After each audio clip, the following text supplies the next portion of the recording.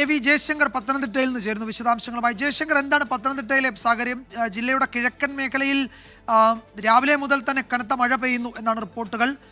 പുഴകൾ കരകവിയുകയും ഒക്കെ ചെയ്ത് ജനജീവിതം ബാധിക്കപ്പെട്ടിട്ടുണ്ടോ അവിടങ്ങളിൽ?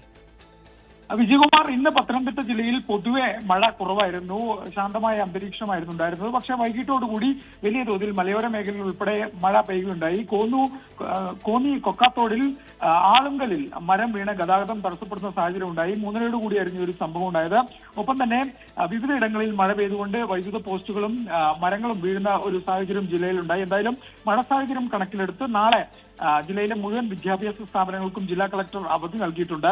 അംഗനവാടി മുതൽ പ്രൊഫഷണൽ കോളേജുകൾ ഉൾപ്പെടെയുള്ള സ്ഥാപനങ്ങൾക്കാണ് അവധി നിലവിൽ പ്രഖ്യാപിച്ചിരിക്കുന്നത്. ട്യൂഷൻ സെന്ററുകൾ ഉൾപ്പെടെ പ്രവർത്തിക്കരുതെന്നൊരു നിർദ്ദേശം ജില്ലാ കളക്ടർ നൽകുന്ന സാഹചര്യമുണ്ട്. ഒപ്പം തന്നെ ജില്ലയിൽ വിവിധ ഇടങ്ങളിൽ ഇത്തരത്തിൽ മഴ മുന്നറിയിപ്പൊക്കെ നിലനിൽക്കുന്ന സാഹചര്യത്തിൽ വിനോദസഞ്ചാര കേന്ദ്രങ്ങളുടെ പ്രവർത്തനം താൽക്കാലികമായി നിർത്തിയിട്ടുണ്ട്. ഒപ്പം തന്നെ മലയോര മേഖലയിലൂടെയുള്ള രാത്രികാല യാത്രകൾ അവസാനിപ്പിക്കണമെന്ന് ജില്ലാ കളക്ടർ നിർദ്ദേശം നൽകിയിട്ടുണ്ട്. കോറികളുടെ പ്രവർത്തനവും 1-ാം തീയതി വരെ നിയന്ത്രണം ഏർപ്പെടുത്തിയിട്ടുണ്ട്. അങ്ങനെ വലിയ തോതിലുള്ള ഒരു മഴ സാധ്യത നാളെ ജില്ലയിൽ മുന്നിൽ കാണുന്നുണ്ട്. നാളെയും മറ്റന്നാളും ജില്ലയിൽ റെഡ് അലേർട്ടാണ് പ്രഖ്യാപിച്ചിരിക്കുന്നത്. അതുകൊണ്ട് തന്നെ വലിയ തോതിലുള്ള ഒരു മഴ പെയ്യുമെന്നാണ് ജില്ലാ ഭരണകൂടം. ഒരു ജാഗ്രത സാധാരണഗതിയിൽ ഉള്ളതിനേക്കാൾ കുറച്ചുകൂടി വേണം. പത്തനംതിട്ടയിലും അവിടെ റെഡ് അലേർട്ട് പ്രഖ്യാപിച്ചിരിക്കുകയാണ് നാളെ. വിശദാംശങ്ങളാണ് എ വി ജയശങ്കർ നൽകിയത് പത്തനംതിട്ടയിൽ നിന്ന്.